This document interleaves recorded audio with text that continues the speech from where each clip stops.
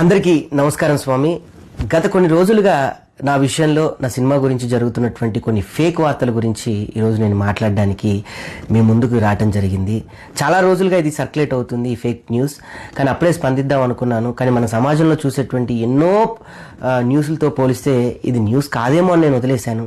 కానీ ఈ వార్త చిలికి గాలివాన్ అయినట్టు చాలామందికి స్ప్రెడ్ అయ్యి నన్ను అభిమానించేటువంటి వ్యక్తులు కానివ్వండి, నా స్నేహితులు, నా బంధువులు, నా మిత్రులు, ముఖ్యంగా ఈరోజు నేను సినిమా ఇండస్ట్రీలో ఉండి ఇంత అన్నం తింటున్నానంటే ప్రతినిత్యం నన్ను ప్రోత్సహించేటువంటి నా ఫిలిం జర్నలిస్ట్ మిత్రులు, నా అన్నలు అందరూ కూడా ఈ విషయంలో చాలా బాధ కలిగారు.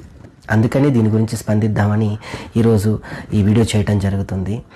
ముఖ్యంగా ఆ రోజు నేను ఏ సినిమా తీశానో, ఏ అభిమానంతో తీశానో అభిమానం అప్పటికీ ఇప్పటికీ ఎప్పటికీ అలానే ఉంటుంది. అభిమానం ఎప్పటికీ పోదు. అంతేకాకుండా ఇలాంటి ఫేక్ వార్తలకు రాసే వాళ్ళకు ఒక విషయం చెప్తున్నాను. మీ కుటుంబం ఇలాంటి ఫేక్ వార్తలతో అన్నం తింటే ఏం బాగుంటుంది చెప్పండి.